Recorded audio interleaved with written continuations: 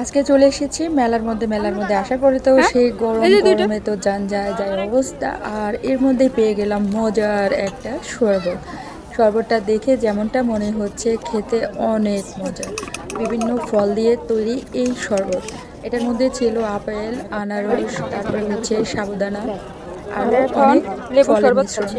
যদিও সবগুলোর নাম আমার তেমন মনে নেই। তো আমরা হচ্ছে গরমে সবাই এক গ্লাস শরবতটা নিয়ে নিয়েছিলাম।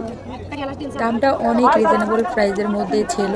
আর এমন একটা শরবত খেয়ে সত্যি গরমটা একদম চলে গিয়েছে।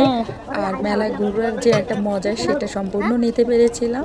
তো সবাই কেমন আছো, কি করছো কমেন্টের মাধ্যমে জানাবা। আর প্লিজ সবাই আমার চ্যানেলটার পাশে থাকবা। ছোট ছোট মিনি ব্লগ সবসময় দেওয়ার চেষ্টা করবো তোমাদের সাথে। আমার লাইফস্টাইল আমি শেয়ার করছি, ভবিষ্যতে করবো। তোমরা প্লিজ আমার সাথে থেকেও একটা লাইক দিয়ে দিও, সাবস্ক্রাইব করো আমার চ্যানেলকে। আর দেখতে পাচ্ছ অনেক লোভনীয় শরবতটা খাওয়ার পরে বেশি ভালো লেগেছিল, শরীরটা একদম ঠান্ডা হয়ে গিয়েছিল।